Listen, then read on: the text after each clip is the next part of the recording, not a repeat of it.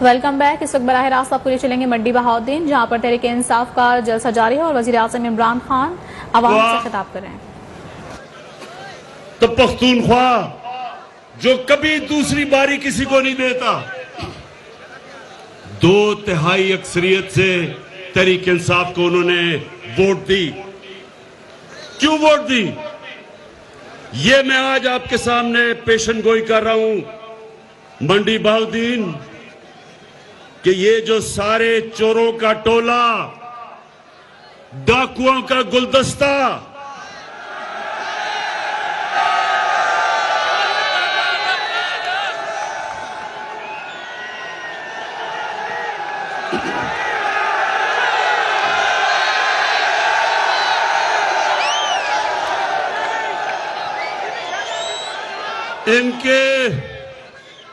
इन डाकुओं के गुलदस्ते में एक, मैं उसको मुलाना नहीं कहूंगा। क्या कहूं उसको?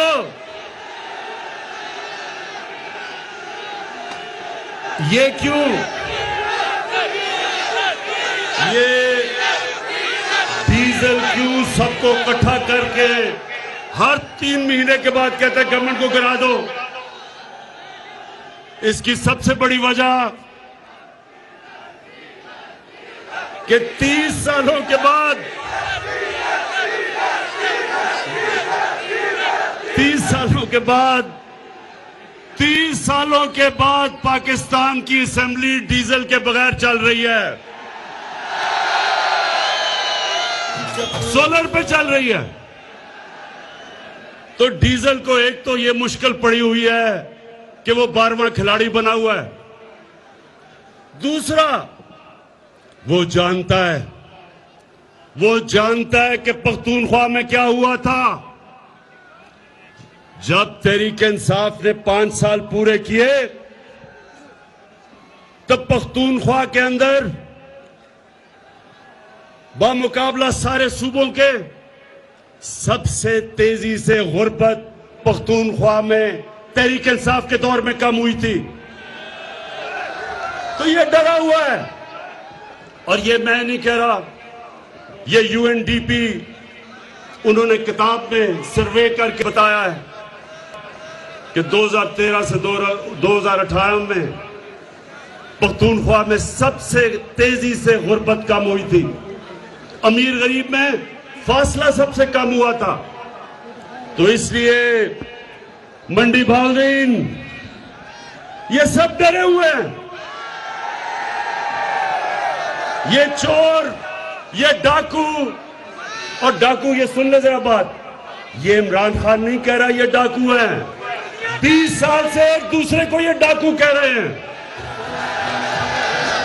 एक तरफ फजल रहमान इनको डरा रहा है कि जल्दी जल्दी किसी तरह इसको गिरा दो, नहीं तो 2023 का भी इलेक्शन गया।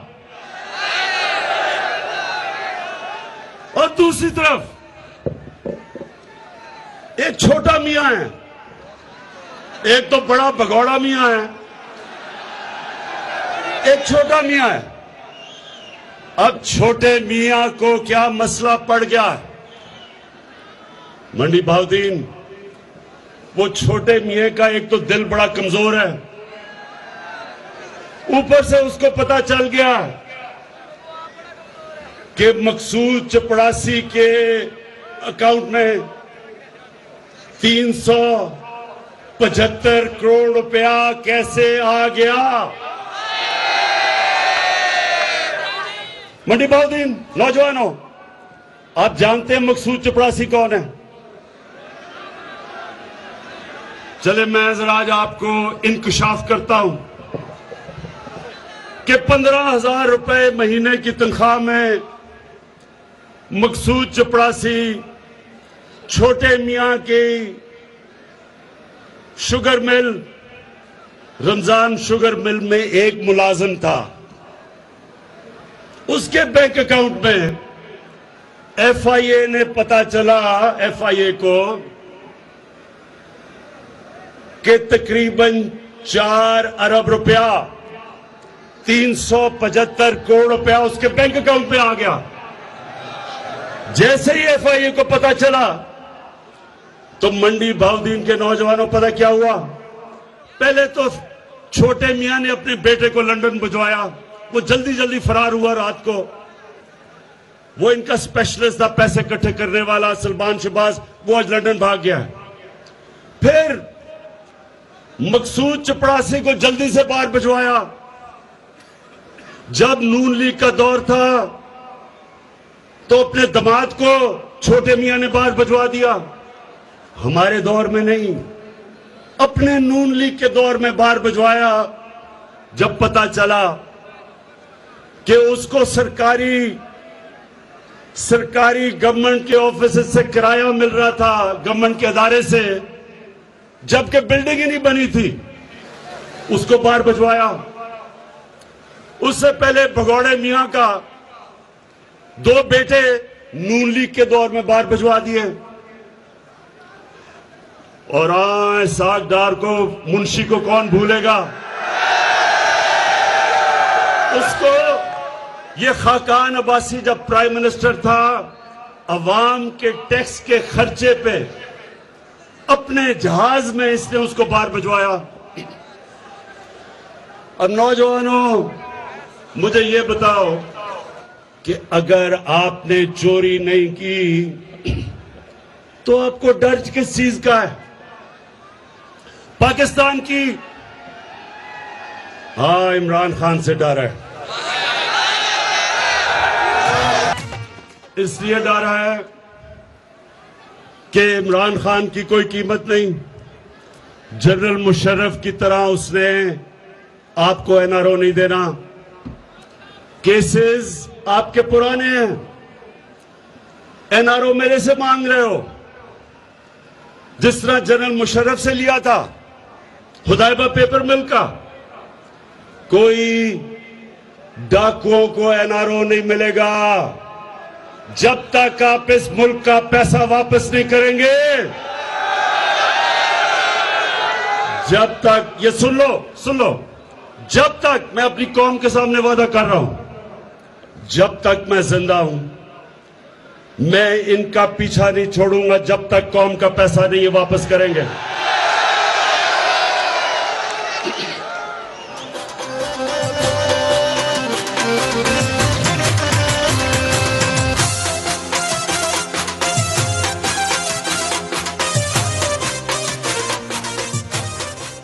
तो मंडी बहाउद्दीन, सबसे पहले तो मैं इनसे पूछता हूं कि आज पाकिस्तान की अदालतें आजाद हैं। ये नहीं कि शहबाज शरीफ टेलीफोन करता है कि जस्टिस कयूम 3 साल नहीं 5 साल की सजा दो, ये अब नहीं होता। सुप्रीम कोर्ट के ऊपर डंडे से चीफ जस्टिस के ऊपर अब हमला नहीं कोई करता। हम अदालतों की इज्जत करते हैं।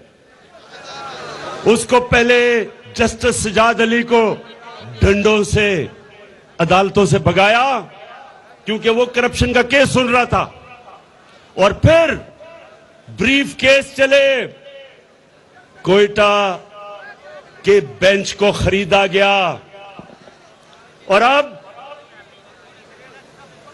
मरियम साहिबा कहती है मेरे पास टेपे हैं।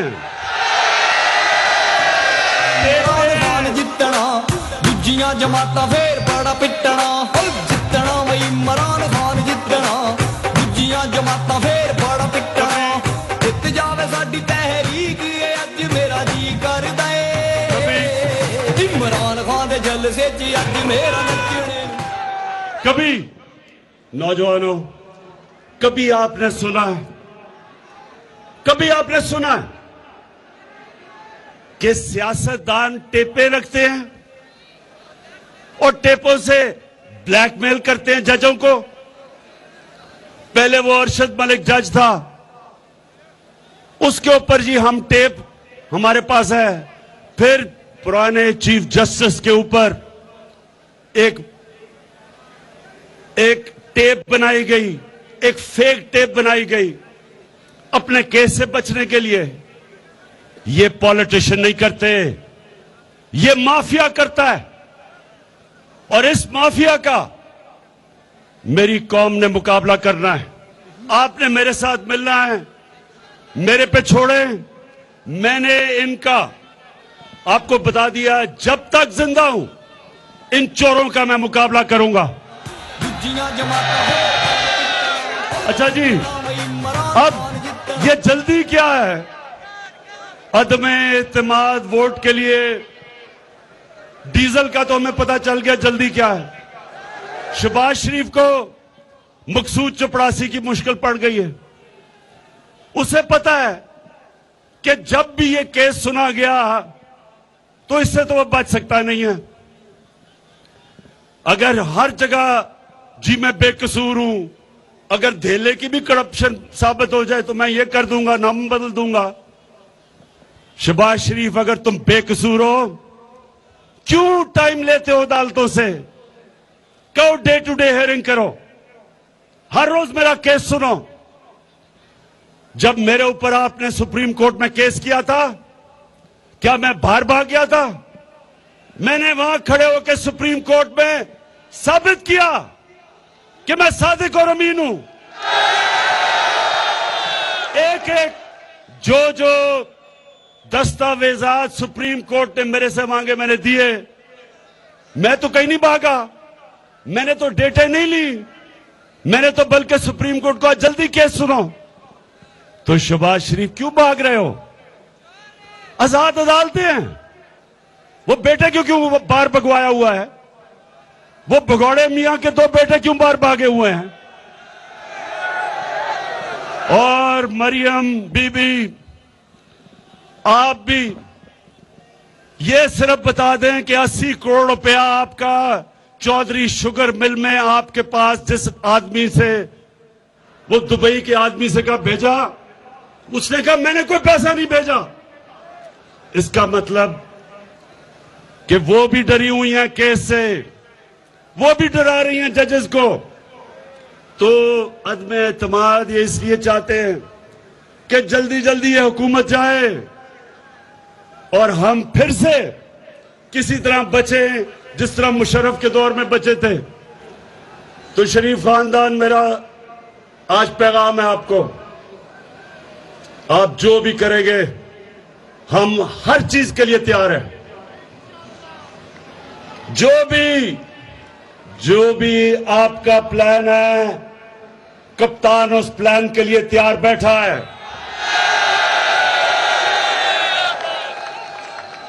और इंशाअल्लाह आपको फिर शिकस्त होगी, लेकिन शिकस्त नहीं होगी, आप जेलों में जाएंगे। ये कहते हैं कि बहुत महंगाई हो गई। महंगाई हुई है। मेरे पाकिस्तानियों, इस पे कोई शक नहीं कि महंगाई है। सारा वक्त मैं ये सोचता हूं कि किस तरह मैं अपनी कौम के ऊपर से बोझ उठा सकूं, और मैं अपने उन लोगों को जो हमारे सहाफी बरादरी के लोग हैं, मैं एक सिर्फ आपसे दरख्वास्त करता हूं कि जब आप बताते हैं महंगाई है, तो ये भी बताएं कि ये महंगाई क्यों है। महंगाई की वजह कोरोना के बाद जो सारी दुनिया में सप्लाई लाइंस, यानी कि जो चीजें पहुंच रही थी कोरोना की वजह से, वो बंद हो गई, और उसकी वजह से चीजों की कमी हुई, चीजें महंगी हो गई। आज पेट्रोल चंद 8-9 महीने पहले 40 डॉलर का जो पेट्रोल था वो आज $90 पे पहुंच गया। इसका हम क्या करें? पेट्रोल हमें बाहर से मंगवाना पड़ता है। हमने सारे अपने ड्यूटीज और टैक्सेस कम कर दिए ताकि लोगों पे बोझ ना पड़े। हर महीना हुकूमत को टैक्स कम करने का, ड्यूटीज कम करने का 70 अरब रुपए का नुकसान होता है।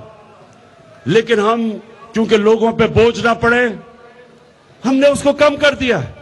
हम नुकसान ले रहे हैं, और इंशाअल्लाह अभी और भी आपको चीजें बताएंगे कि कैसे आपके ऊपर बोझ कम कर सकते हैं। दूसरा, जरा ये सुने, पाकिस्तान में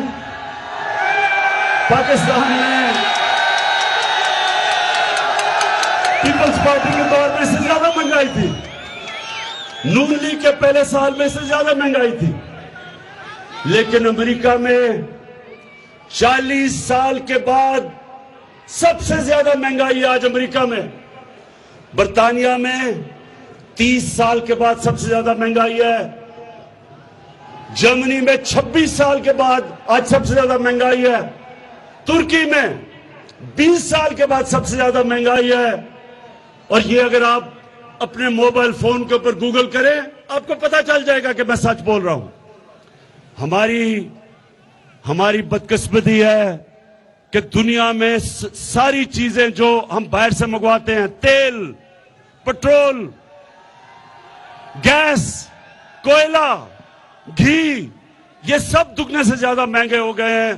तो इसलिए मुझे एहसास है कि महंगाई है, लेकिन मैं आपसे आज वादा कर रहा हूं कि हमारी पूरी कोशिश है कि किसी ना किसी तरह आपके ऊपर बोझ कम करें, और आप देखेंगे हम कदम उठाते जाएंगे तो आपके ऊपर बोझ ना है। लेकिन मुझे फख्र है कि आज पाकिस्तान में हमारा मुल्क सही रास्ते पर निकल चुका है।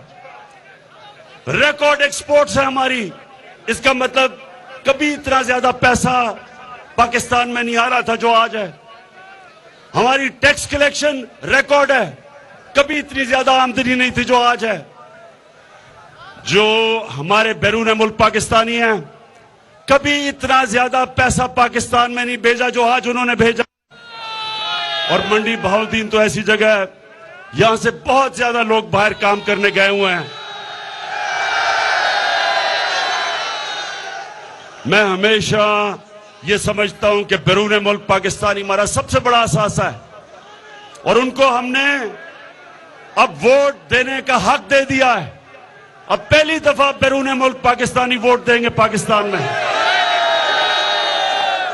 और उसके बाद कभी भी ज़राअत के अंदर इतना ज्यादा पैसा नहीं आया जो आज आ रहा है। कभी किसान को वो कीमतें नहीं मिली जो अब मिल रही हैं। शुगर, जब शुगर मिल के बाहर किसान खड़े होते थे, जिस रेट पे वो गन्ना बेचते थे वो कटौती करते थे, एक एक साल पैसा नहीं मिलता था। हमारी हुकूमत ने कानून पास करके आज जो भी किसान गन्ना बेचता है उसको कीमत और पैसा मिलता है, और साल इंतजार नहीं करना पड़ता। ये वो हुकूमत है जो अपने किसानों के साथ खड़ी है, और मुसलसल मदद कर रहे हैं हम अपने किसानों की कि ज्यादा से ज्यादा कीमत हमारे किसानों को मिले। जब किसान खुशहाल होता है, मुल्क खुशहाल हो जाता है। उसके अलावा मंडी बहाउद्दीन के लोगों, पहली दफा आपकी पाकिस्तान में एक आजाद फॉरेन पॉलिसी बनी है। इसका क्या मतलब है कि किसी अब दूसरे मुल्क से पाकिस्तान डिक्टेशन नहीं लेता। पिछले दौरों में पाकिस्तान में ड्रोन अटैक होते थे, जो हमारा मुल्क एलाई था वही हमारे मुल्क पे बमबारी करता था, और हमारे हुक्मरान चुप करके तमाशा देखते थे। क्यों देखते थे? नौजवानों, ये क्यों नहीं बोलते थे जब हमारे मुल्क पे बमबारी होती थी? क्योंकि इनकी दौलत, इनके पैसे, इनकी बिजनेस पाकिस्तान से बाहर पड़ी थी। ये उनके गुलाम थे और गुलाम हैं। अगर मेरे भी पैसे चोरी करके मैं बाहर भेज दूं, आज मैं भी ना बोल सकूं, अब मैं आज भी एक सुपर पावर को ये ना कहूं कि मैं तुम्हें बेच नहीं दूंगा, या ड्रोन अटैक हमारे दौर में क्यों नहीं होते?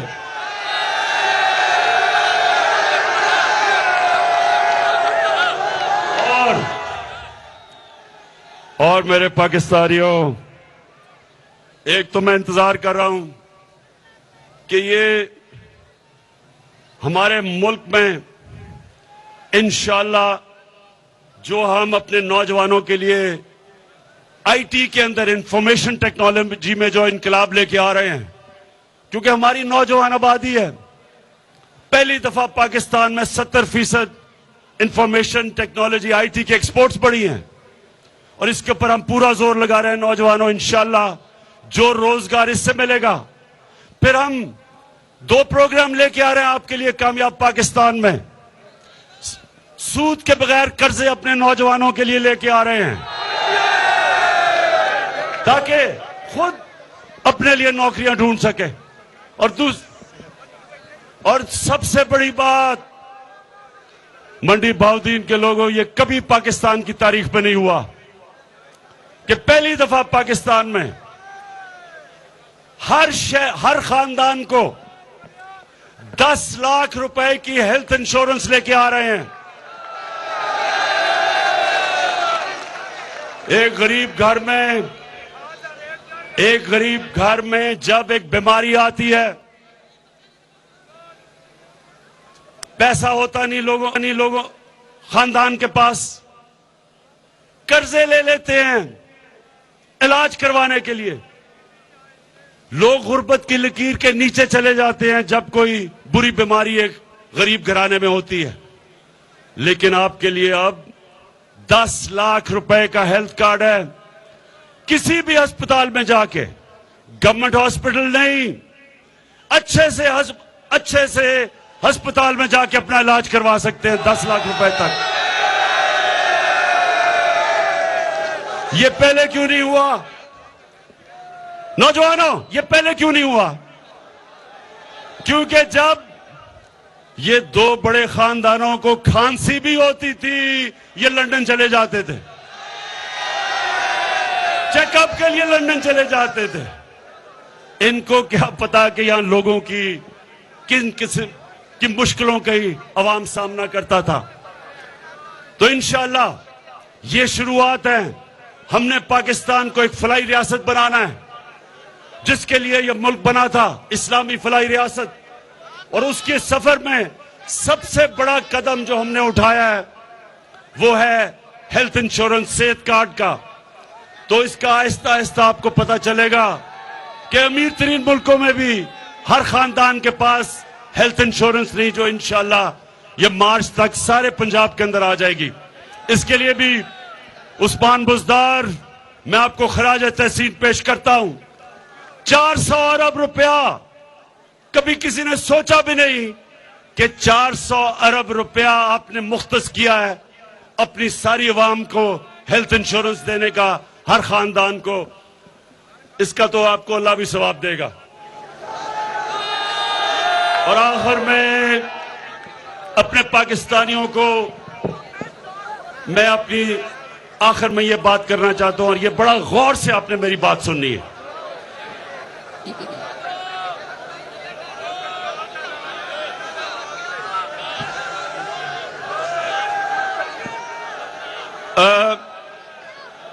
कुरान की आयत, मेरे नौजवानों, कुरान की आयत है, अमर बिल मारूफ व नही अनिल मुनकर। इसका क्या मतलब है? जब मदीना की रियासत बनी तो याद रखें वो 2 असूलों के ऊपर खड़ी हुई। एक था इंसाफ, कि नबी सल्लल्लाहु अलैहि वसल्लम ने कहा कि तुम्हारे से पहले बड़ी कौमें बर्बाद हुई, जिधर जब छोटा चोर चोरी करता था तो उसको जेल में डाल देते थे, लेकिन जब बड़ा डाकू चोरी करता था उसको आपका निजाम नहीं पकड़ सकता था, कौम तबाह हो जाती है। तो एक वो उसूल था, इंसाफ के ऊपर एक कौम खड़ी हुई। मदीना की रियासत, उसकी बुनियाद इंसाफ पर रखी गई। और दूसरा अमर बिल मारूफ। अब ये सुन लें, अल्लाह का हुक्म है कुरान में। अल्लाह ने कहा मैंने तुम्हें सबसे अजीम कौम, मुसलमानों सबसे अजीम कौम दुनिया की इमामत के लिए बनाया। और फिर कहा कि तुम अच्छाई के साथ खड़े होते हो और बदी को खत्म करते हो। यानी कौम जब तक अच्छाई के साथ ना खड़ी हो और बुराई के खिलाफ जहाद ना करे, वो कौम अजीम कौम नहीं बन सकती। अब मैं आपके सामने रखता हूं कि ये देखें कि जिस मुल्क में एक लीडर जो अपने आप को लीडर कहता है, अगर चोरी का पैसा छुपाने के लिए मकसूद चपरासी के पास 4.25 अरब रुपया रखता है और उसको बजाय कौम उसको जेलों में डाले, वो उसके ऊपर उसको लीडर समझती है, उसको तकरीरें करवाती है, वो कौम आगे नहीं बढ़ सकती। मौलाना रूमी ने भी ये कहा कि कौम तब तबाह होती है अच्छे बुरे की तमीज जब खत्म हो जाती है। वो जो भगौड़ा बाहर बैठा हुआ है, कई सहाफियों ने कहा जनाब उसको तकरीर करने का मौका दिया जाए। यानी कोई, मैं उन सहाफियों से पूछता हूं, आप में अच्छे बुरे की तमीज नहीं? अगर उसको तकरीर करने का मौका दिया जाए तो जेलों में जो गरीब चोर फंसे हुए हैं उनको भी बोलने का मौका दिया जाए। अगर भड़को अब बुरा नहीं कहता माशरा, तो फिर चोरी में बुराई क्या है? क्यों कोई मेहनत करे? आप नौजवान हो, आप जब देखेंगे एक चोर चोरी करता और माशरा उसको नवाजता है, फूल फेंकता है, लीडर बना देता है, तो आप भी सोचते हैं कि हम पागल हैं कि पहले पढ़े 12 साल 15 साल, फिर मेहनत करें सुबह से लेकर शाम तक, और हम हलाल की रोजी जब कमाएं तो हमें तो कोई पूछता नहीं और हम धक्के खाते फिरते हैं। और चोर उस मुल्क में बड़े बड़े ओहदों में पहुंच जाएं और पता भी चल जाए कि जब मकसूद चपरासी के पास अपने चोरी का पैसा आप छुपाते हैं और फिर भी आपको तकरीरें करने का मौका मिलता है, तो कौन मेहनत करेगा? क्यों मेहनत करेगा कोई? इसलिए अल्लाह ने हमें कुरान में कहा है कि अगर माशरे ने उठना है, अच्छे बुरे की तमीज करो। मैंने मगरिब में अपनी 20-30 साल गुजारे हैं। आप अगर उधर चले जाएं, आपको हैरत होगी कि वो माशरे हैं जो अल्लाह के पैगाम पे हमारे से बेहतर चल रहे हैं। याद रखें, अल्लाह रब्बुल आलमीन है, सब इंसानों का खुदा है। हमारे नबी सल्लल्लाहु अलैहि वसल्लम रहमतुल आलमीन है, सब इंसानों के लिए रहमत बन के आए थे। मतलब ये कि जो भी उनके पैगाम पे चलेगा, अल्लाह की नेमतें उनके ऊपर आएंगी, चाहे वो मुसलमान है या नहीं है। जो उनके हुक्म पे चलेगा वो माशरा खुशहाल होगा। और जो माशरा, बेशक हम अपने आप को मुसलमान कहें, उनके अहकामात पे जब हम नहीं चलेंगे तो उस माशरे के ऊपर अल्लाह की बरकतें नहीं आएंगी। इसलिए मैं इनके कोई मेरी इन चोरों के साथ जाती दुश्मनी नहीं है, लेकिन मैं अपने मुल्क को एक अजीम मुल्क बन के देखना चाहता हूं, इसलिए मैं इनका मुकाबला कर रहा हूं। मैं फिर से मंडी बहाउद्दीन आपका दिल से शुक्रिया अदा करता हूं। मैं अपने MNAs, MPs सबका शुक्रिया अदा करता हूं, और इस शानदार जलसे का मैं इसलिए आपका शुक्रिया अदा करता हूं कि आपने हमेशा, मैं पहले भी आया था इलेक्शन से पहले, हमेशा आप मेरी हौसला अफजाई करते हैं। आपका बहुत बहुत शुक्रिया। पाकिस्तान जिंदाबाद।